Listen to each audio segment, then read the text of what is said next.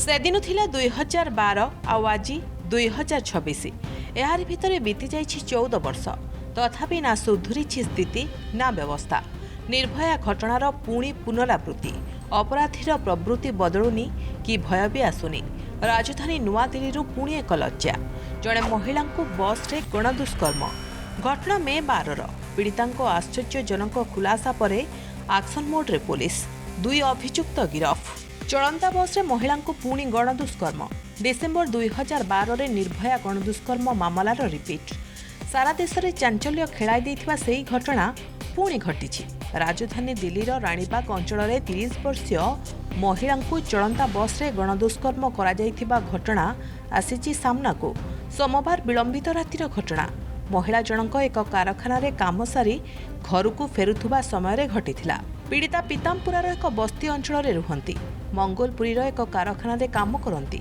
କାମ ସାରି ଫେରୁଥିବା ବେଳେ ସରସ୍ୱତୀ ବିହାରର ବି ବ୍ଲକ ବସ୍ଷ୍ଟାଣ୍ଡ ନିକଟରେ ଏକ ସ୍ଲିପର ବସ୍ ପାଖରେ ଠିଆ ହୋଇଥିଲେ। ଅଭିଯୁକ୍ତ ତାଙ୍କ ପାଖକୁ କେତେବେଳେ ବସ୍ ଆସିବ ବୋଲି ପଚାରିବାକୁ ଆସିଥିଲେ। ଆଉ ହଠାତ୍ ଅଭିଯୁକ୍ତ ଜଣଙ୍କ ମହିଳାଙ୍କୁ ଗାଡ଼ି ଭିତରକୁ ଟାଣି ନେଇଥିଲେ। ଏହି ବସ୍ ଭିତରେ ହିଁ ତାଙ୍କୁ 2 ଘଣ୍ଟା ଧରି ଗଣଦୁଷ୍କର୍ମ କରାଯାଇଛି। ପରେ ପୀଡ଼ିତାଙ୍କୁ ବସ୍ରୁ ସେମାନେ ବାହାରକୁ ଫିଙ୍ଗି ଦେଇଥିଲେ। ଏହି ଘଟଣା ପୁଣି ଥରେ ଜାତୀୟ ରାଜଧାନୀରେ ମହିଳାଙ୍କ ସୁରକ୍ଷା ଉପରେ ଉଠାଇଛି ପ୍ରଶ୍ନବାଚୀ। ସେପଟେ ପୋଲିସ ମୁତାବିକ ମହିଳା ଜଣକ ବିବାହିତ। ତାଙ୍କର 3ଟି ସନ୍ତାନ। ପୋଲିସ ପୀଡ଼ିତାଙ୍କ ବୟାନ ରେକର୍ଡ କରିଛି। ତାଙ୍କର ଡାକ୍ତରୀ ପରୀକ୍ଷା ପରେ ଏକ ଏଫ୍ଆଇଆର ପଞ୍ଜୀକୃତ ହୋଇଛି। ପରେ 2 ଅଭିଯୁକ୍ତ ବସ୍ର ଡ୍ରାଇଭର ଓ କଣ୍ଡକ୍ଟରଙ୍କୁ ତୁରନ୍ତ ଗିରଫ କରାଯାଇଛି। 2 ଅଭିଯୁକ୍ତ ବର୍ତ୍ତମାନ ପୋଲିସ ହେପାଜତରେ। ପୋଲିସ ସେମାନଙ୍କୁ ପଚରାଉଚରା କରି ବସ୍ରୁ ସଂଗୃହୀତ ପ୍ରମାଣ ଯାଞ୍ଚ କରୁଛି। ଫରେନ୍ସିକ୍ ଏବଂ ଡାକ୍ତରୀ ରିପୋର୍ଟ ମଧ୍ୟ ତଦନ୍ତର ଏକ ଅଂଶ ହେବ ବୋଲି ଆଶା କରାଯାଉଛି। ରିପୋର୍ଟ ଅନୁସାରେ ବସ୍ରେ ରଙ୍ଗୀନ ଝରକା ଥିବା ଜଣାପଡ଼ିଛି। ଝରକା କାଚ ଟ୍ରାନ୍ସପାରେଣ୍ଟ ନଥିଲା। ଏଥିପାଇଁ ଅନୁମତି ନାହିଁ। ଏହି ବସ୍ରେ କୌଣସି ଜରୁରୀକାଳୀନ ପ୍ରସ୍ଥାନ ବ୍ୟବସ୍ଥା ନଥିବା ମଧ୍ୟ ଅଭିଯୋଗ ହୋଇଛି।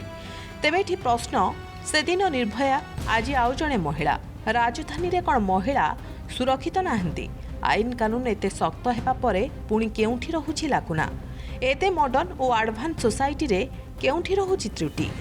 ଏ ପ୍ରଶ୍ନ ଏବେ ସମସ୍ତଙ୍କ ମନରେ। ବ୍ୟୁରୋ ରିପୋର୍ଟ, ପ୍ରମେୟ ନ୍ୟୁଜ୍ 7 ଡିଜିଟାଲ।